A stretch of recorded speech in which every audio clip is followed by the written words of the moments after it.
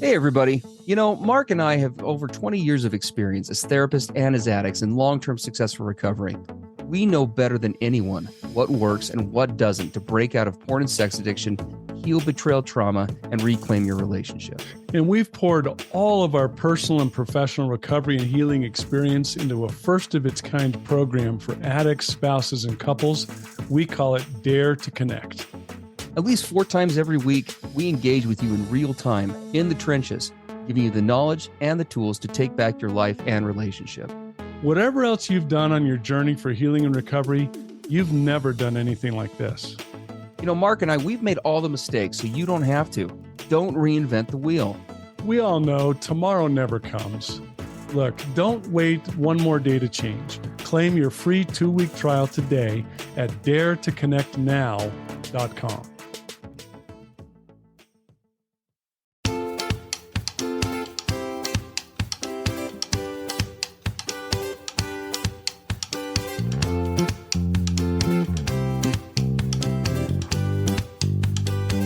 Hey, everybody. I'm Steve Moore. And I'm Mark Castleman. We know the pain and heartbreak of porn and sex addiction. And we know the triumph of breaking completely free. Every day, we help our clients find hope and healing.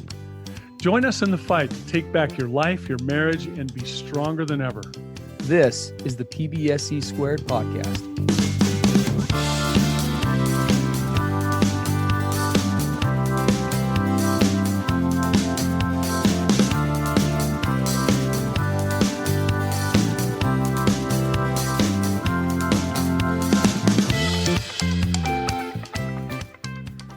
So let it never not be said, Mark, that you and I aren't here for our listeners, right? We're on top of things. We're on the ball. We got a letter this week.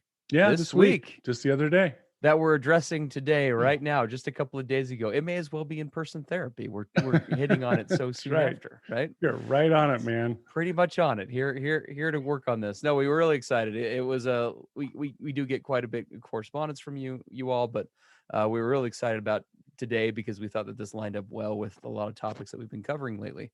So I'll go ahead and I'll read this real quick and then we'll kind of jump into it. Hi there. My recovering spouse and I love your podcast. It has brought us close through sharing our thoughts on episodes. One thing I would love to hear your take on as a betrayed spouse is how on earth do you as an addict keep those images and thoughts of porn and past sexual encounters out of your head on a daily basis? I would think it would be really easy to, quote, reminisce, unquote, and have no one be the wiser. Thanks in advance for hitting on this. If you do, keep up the good work. Well, we are hitting on this today. So hopefully our submitter is listening. Today, we are going to kind of delve into, that side of recovery that I don't know if we've ever talked about this specific topic before. I think, it's certainly linked to it, related to it. I mean, the reason when you and I read this and we were deciding if we were going to talk about it, I mean, we had to, because her comments and what she's asking for are so classic. Yes. Right. We work with so many couples where this is a big concern. Yeah. And, we can tell everyone listening, Steve and I have a lot of empathy about this particular topic. Both from the addiction side, because we both know what it was like to have this constant bombardment of these thoughts and, old images that we had seen over years or decades. It's a big, big struggle. Perhaps, one of the main struggles with recovery, at least in the early to mid stages. Yeah, I'd agree. How do you manage the stage of your mind with all this junk that's just constantly trying to bombard it? And then, of course, as a spouse, oh my gosh, right? It's like, what's he thinking? What's going through his head right now? Is he thinking about me? Is he thinking about someone else? It's really hard to imagine that someone addicted has seen, I don't even know, hundreds of thousands of images, and to just ignore that, say, oh, it doesn't matter. Yeah. It's hard, right? Absolutely. Yeah, I think the question has a lot of validity because, obviously this addiction is so similar to many other addictions, but it is so unique. It's so much of it happens right on just the mental headspace side of things. And there's so much that goes on, and especially when you're in a relationship with somebody like an addict, right, who has had a demonstrated pattern of struggling with these kinds of thought patterns. Even when the behavior gets better, right, it's still easy, I think, to wonder this exact question, right? Like, okay, my husband hasn't acted out for 2 years. This is in some ways almost more uncomfortable than when he was in acting out mode, because we did that for so long.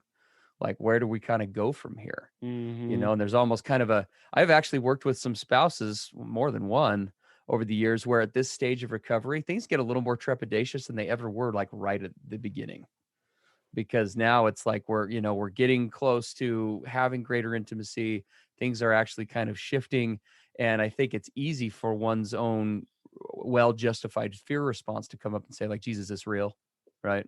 Like, is Yeah. this like really happening? Has he just gotten better at hiding it, or just keeping it in his head? When's the next blow coming? Right? That's what trauma always tells us, is when is the next blow? Hmm. When's the bottom going to fall out again? Hmm. And so I think this is a great topic to work on. And with Mark, we both are on the same page with this. We so empathize with us addicts who listen to us and are working on these problems valiantly every day. But we so empathize with you spouses, because you are working and pushing on these problems, but problems that weren't yours to own in the first place.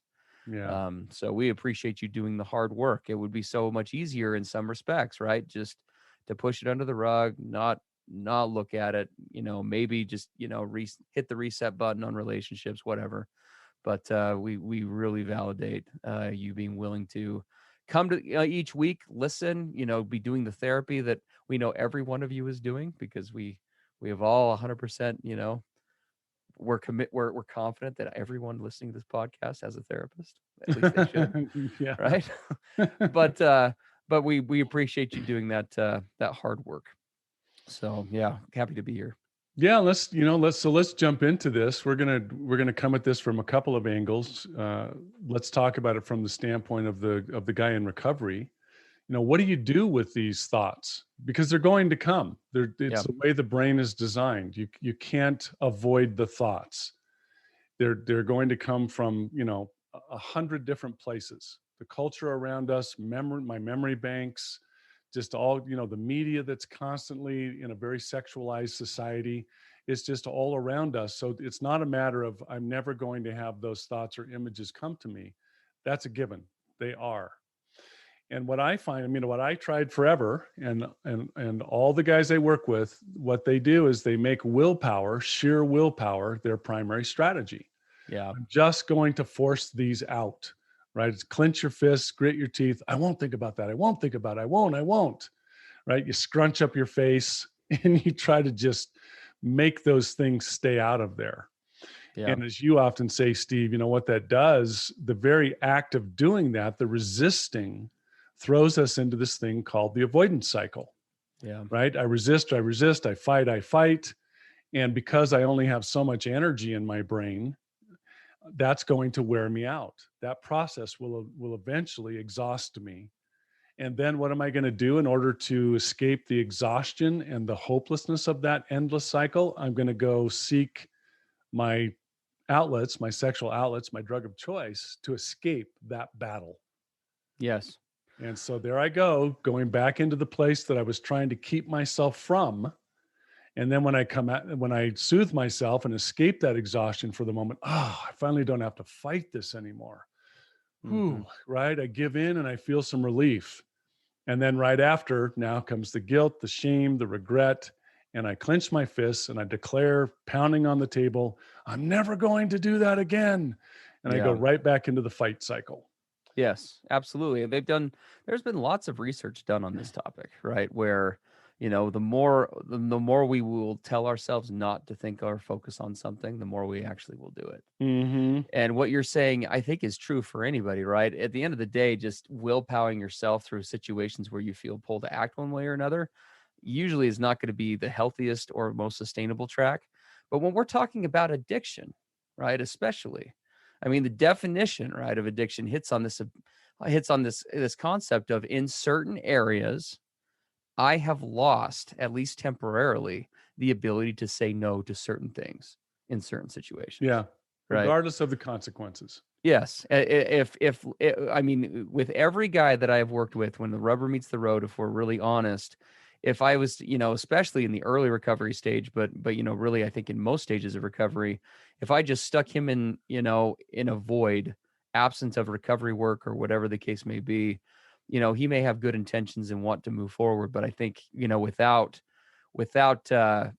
doing the recovery stuff that we talk about all the time on this podcast, if left to one's own, if I'm left to my own, it's not a question of if I'm going to act out. It's just a question of when, right? If Yeah, I'm for sure. if I'm being real. And so you're right. We've got to get out of this cycle of avoidance. The other thing that we probably should mention right now, because we're going to cover it here in a few more minutes on the flip side, is that too often when when the men that we work with tell ourselves, we do cater to a widely Christian audience, but even outside of that, many cultures will kind of use, psychological tactics like, this is wrong, right? I shouldn't be doing this. This isn't okay. And it's not to say that there isn't a ground for that, but oftentimes we will use that almost exclusively kind of as the the bullywhack to kind of hit ourselves over the head, right? And it's really easy for that to become almost a shaming process, right? I shouldn't be having these thoughts. My brain shouldn't ever go to this place. If I'm in good recovery, if that and that is just as destructive, I would argue, to one's recovery as entertaining the fantasy. On a different end of the coin, long-term recovery means also long-term recovery from and developing resiliency to sexual shame. Yes. And if we get pulled into that sexually shaming place and we're using that as a tactic to maintain sobriety, we're taking from one area of recovery to build up the other. Yeah, exactly. Yeah, it's this full focus on what I can't do, what I shouldn't do, what I mustn't do, where The I can't shoulds. go, right? All the Yes. shoulds. And instead, what we want to do is we want to begin to move from that area into the what I can do, how I can direct this, channel it, move it, shift it, right? This, Yeah. this, this isn't the dark, dirty, evil part of me. It's a natural part of me that's God given. I like to call it a creative energy. It's this life force Yeah. that's welling up inside of me that's looking for a way to be expressed, and there are many, many healthy ways to express that.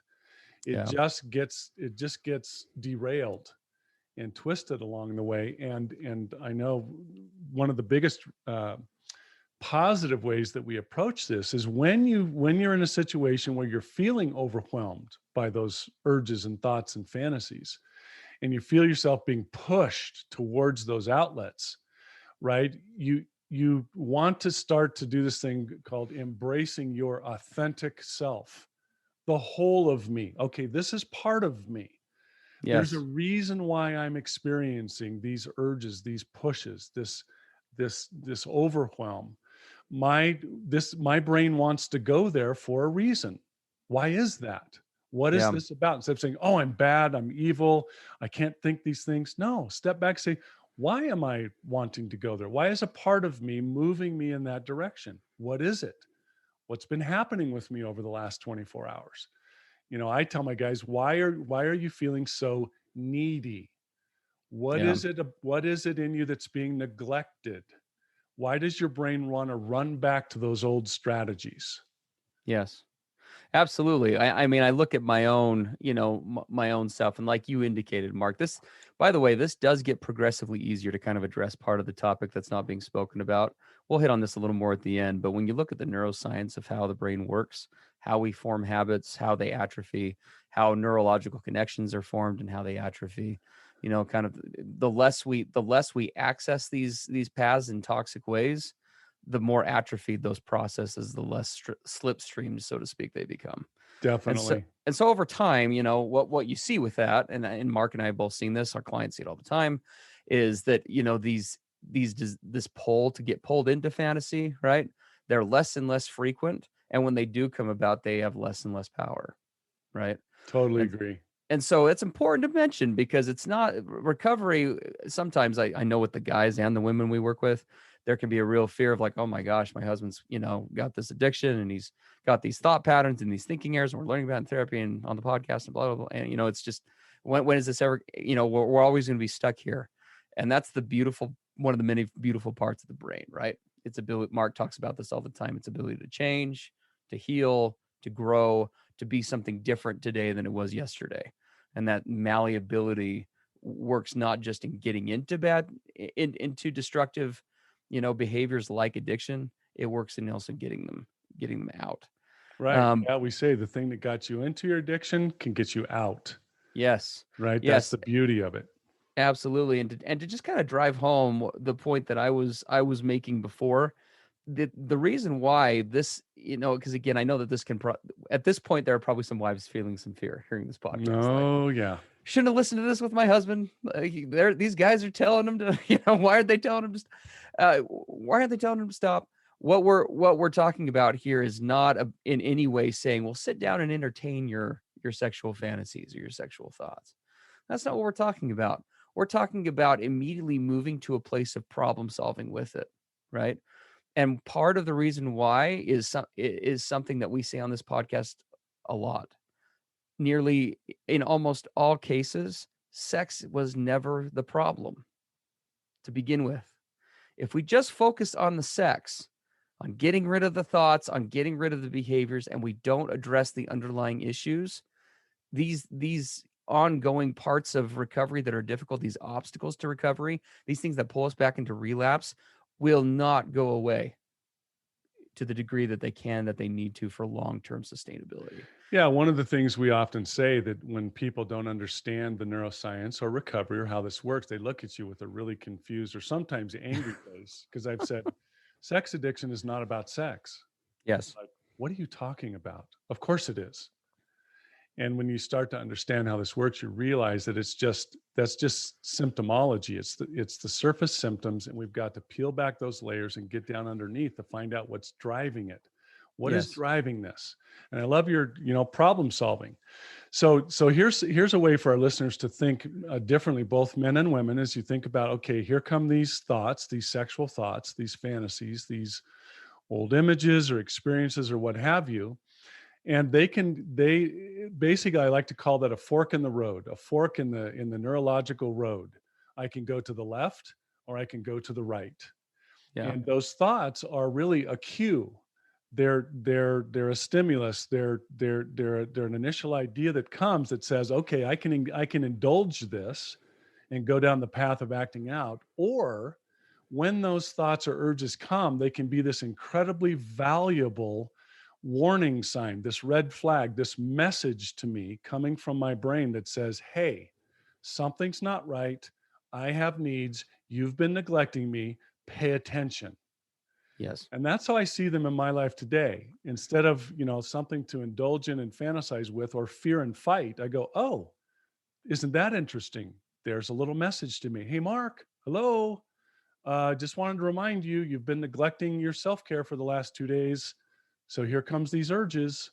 Yeah. Right? It's a whole different mindset.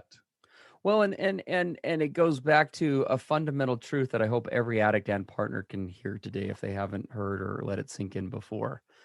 In our experience, the vast majority of the men that we work with, and women in some cases, for them, that, going back to Mark talking about this being a symptom, they want on a deep level the exact same stuff that, we call them normies in kind of a Normie. loving way on this podcast, right? Guys, addicts who have never, or people who have never struggled with sexual addiction and they haven't developed kind of those brain patterns and thinking patterns and all that stuff, haven't had the same experiences. We addicts, we want the same stuff that the normies want. We all want to be, we want to be validated, right? We want to be loved. We want to be lovable.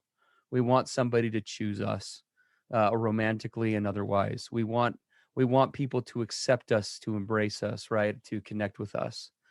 And those same things that are those are healthy tendencies and behaviors. Addicts have just learned to take them and their brain has learned, they have learned through time and experience, very destructive ways of getting those needs met. And so to Mark's point, The next immediate step, right? I use a little bit different terminology, but it's the same thing. When these things come up, honor those thoughts, not in terms of like put them up on a pedestal. This is so Mm. great. Look, I'm fantasizing. It's not that. It's honor the fact that your brain is going there, and then you immediately move to a place of okay, why? Yep. Right? Why? If rather than demonizing myself or telling me myself all the reasons why I'm going to burn in hell if I don't stop thinking this way, immediately move to why. Because there's a reason why if I'm just driving down the road and out of nowhere some really torrid sexual fantasy just enters my brain willy-nilly. There are reasons for that. And it's not and some of it could be chalked up to just old habits and tendencies. Oftentimes it's at least in part, if not in totality, guided by other deeper needs that the brain had learned a long time ago to meet through these old behaviors, right? Yeah, I like to say lust has a lesson to teach. Yes, If absolutely. you're feeling it, I say when the student is ready, the teacher appears. And I know it sounds weird. Well, what he's saying, right? Like these lustful thoughts are a teacher. And I say, yes, they are. They're Absolutely. there to show you something because again, it's just a symptom of deeper issues. And it's the way that your brain knows to try to get your attention. Yes. And so shifting to that way of looking at it makes such a difference. It's moving from shame over to uh, it's something that's productive, proactive. And I know this sounds really bizarre. In some ways, you might even say it's positive. Yes. Positive when I have those thoughts or urges come if I pause in the moment, try to be mindful and say, what is this here to show me? If you think about that, that's an early warning sign that's actually really positive before you find yourself deep into your addiction because you weren't paying attention. How did I get here? How often do we hear that? How often did I say that? How did Yeah. I get here as we look around at the catastrophic, acting out we've done? I don't know even know how I got to this place. Yeah. Well, those initial thoughts, those initial urges, those initial fantasies that you didn't recognize or you didn't know how to be mindful of them. You didn't have the skills to address them. Yeah, absolutely. And I know we're getting short on time, so I just going back to the question that was originally posed to us. We've talked a lot about kind of the addict side and what to do with these feelings, which is really good.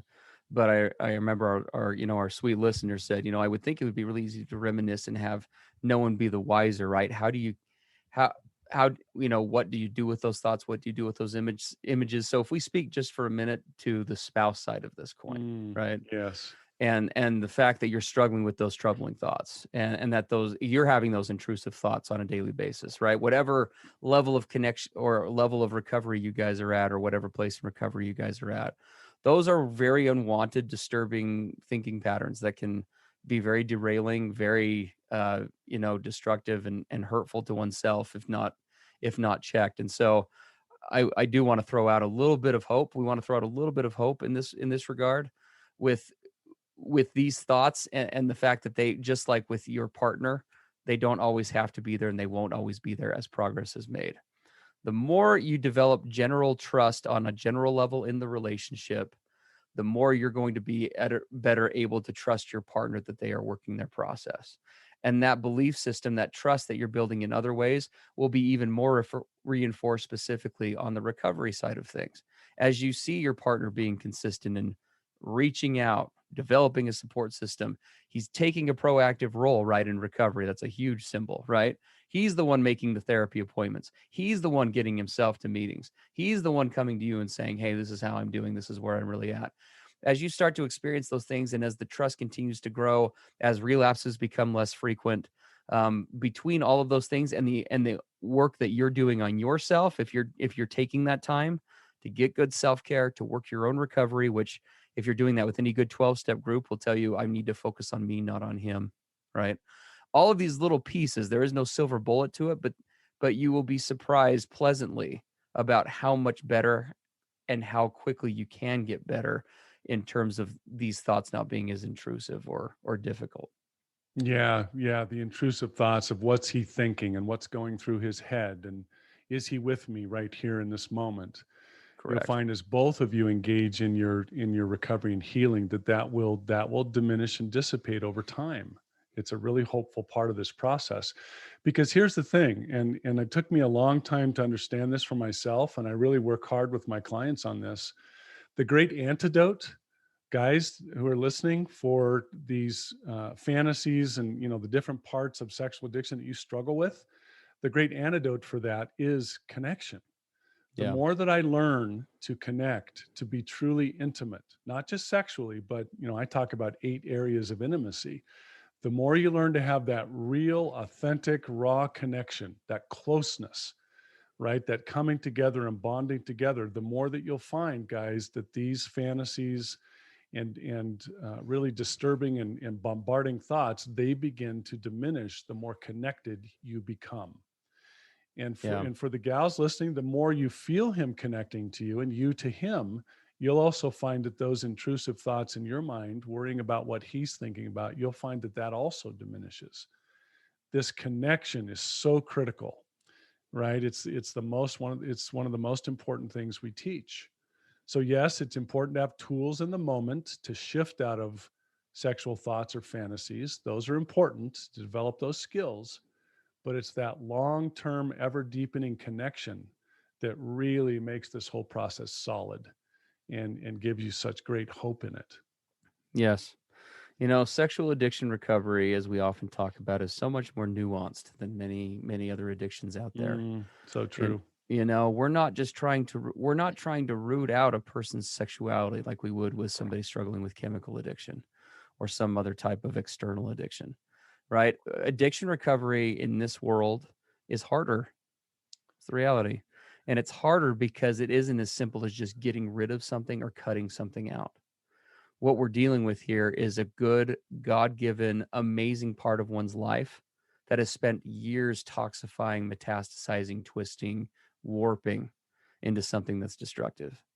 And Mm. recovery isn't just cutting that out like a tumor. It's tougher. Recovery is learning how to peel back and one layer at a time, right? The behavioral side, the thinking pattern side, the spiritual side, the trauma side of recovery, so that we can get back to a place where that healthy sexuality can be more manifest and more exposed. We don't want to create a bunch of eunuchs in recovery, Yeah. right? As we often say, we don't want clients to be having less sex. We want them to be having lots of sex. We want, this sounds creepy. We all want you all to be having lots of sex in very connected, healthy ways, right? And that's what we're trying to get to. And that's why it's so important to be learning how to, do the harder road, which is over time in recovery, using newer, better tools to be the opposite of avoidant that never got any of us anywhere, but to be present Yep. with yourself, present with your partner, and like Mark said, connecting with in all of those areas. So So as we finish up and talk about an assignment, which we always do, yes. one of the things that we would recommend, you guys that are listening, take some time to sit down and ponder in your own mind, what are those times that are most challenging for you with regard to sexual thoughts and fantasies that you find start to bombard the stage of your mind.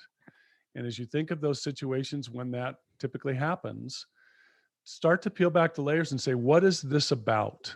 What's under it? What do I think is driving this? Where am I neglecting my self-care or my relationship? What are unspoken or unmet needs that might be moving this? So it's really important to start to step back and look at that. And then the other side of it is, what are some simple tools that you can use in the moment to shift? How can you direct that and move it into a healthy place? And now here's the big part of it. Share this with your wife. Share with her the tools and strategies that you're seeking to use in order to direct this part of your mind. Now, we have a big, gigantic, what should we call it? Warning. I was just about to jump in case you Yeah, didn't I knew mention you it. were. It's You like, saw me ready to pounce on the camera. yeah. So as we talk about this assignment, so Steve, I'm going to let you give the big, gigantic, warning siren. Okay. Well, here it comes. Please, in this assignment for you addicts out there, as you work on this side, on the addict side, please do not share specific examples with your partner. unless it's strictly under the guidance in certain conditions and for certain reasons with a qualified, well-trained therapist. Um, it's always a balance about the level of disclosure and the level of detail that we give in disclosure, because we're always striving for that balance between being transparent, being open, and being honest without including unnecessary detail that end up creating more triggers than they resolve. Yes. And when we're talking about this specifically, I mean, I'll just use a couple as an example that I worked with not too long ago. They had gotten into a pattern when they came into my office of she wanted to know every single time he had a fantasy based thought, right?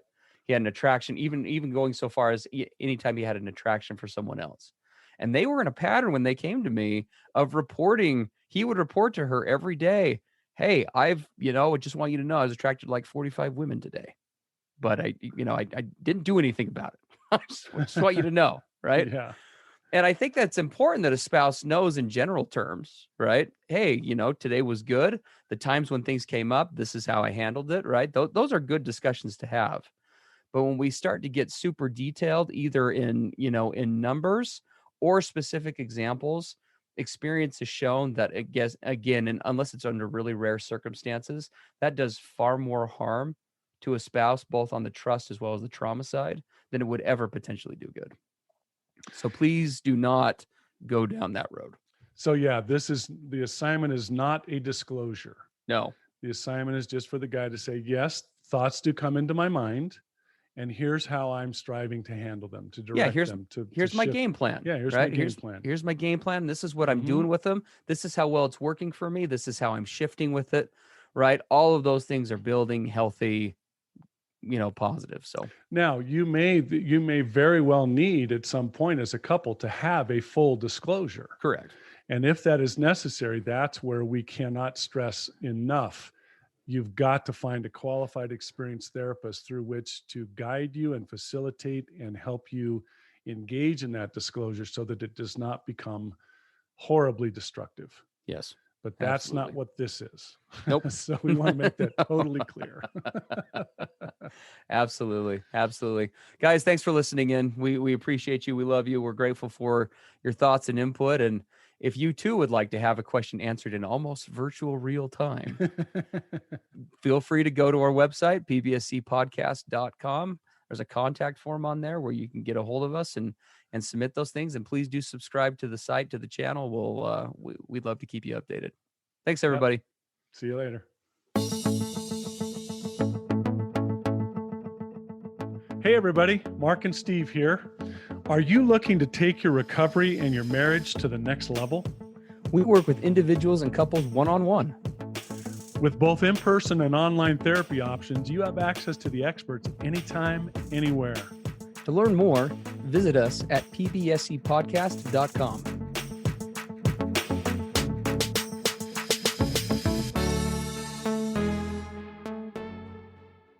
Everything expressed on the PBSC podcast are the opinions of the hosts and the participants and is for informational and educational purposes only.